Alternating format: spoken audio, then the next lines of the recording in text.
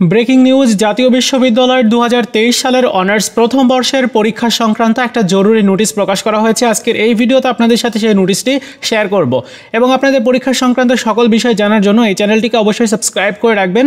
চলুন শুরু করা যাক। তো আমি ওয়েবসাইট থেকে প্রথমে নোটিশটি ডাউনলোড করে নিব। আর এই নোটিশটিতে বলা হচ্ছে যে 2023 সালের অনার্স প্রথম বর্ষ পরীক্ষার ফর্ম পূরণের সময় বৃদ্ধি সংক্রান্ত বিজ্ঞপ্তি এবং বলা হয়েছে যে যারা ফর্ম পূরণ করতে পারেনি তাদেরকে 2000 টাকা বিলম্ব ফিস সহ ফর্ম পূরণ করতে সুযোগ দেওয়া হয়েছে। 18/8/2024 তারিখ থেকে ফর্ম পূরণ শুরু হবে এবং 27/8/2024 তারিখ পর্যন্ত ফর্ম পূরণ করা যাবে।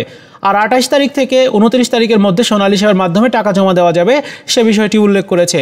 এছাড়াও 2014-15 শিক্ষাবর্ষের শিক্ষার্থীদের পরীক্ষায় অংশগ্রহণের প্রয়োজনীয় শর্ত দিয়েছে।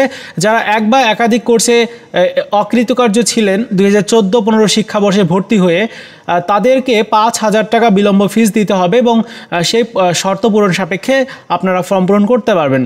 এখন প্রশ্ন হলো যে পরীক্ষা তাহলে কবে থেকে শুরু হবে? দেখুন, ফর্ম পূরণের সময় বৃদ্ধি করার কারণে কিন্তু পরীক্ষার বিষয় কিন্তু একদম ক্লিয়ার আমরা জানতে পারছি যে এই আগস্ট মাসে পরীক্ষার রুটিনটা আর প্রকাশ হচ্ছে না।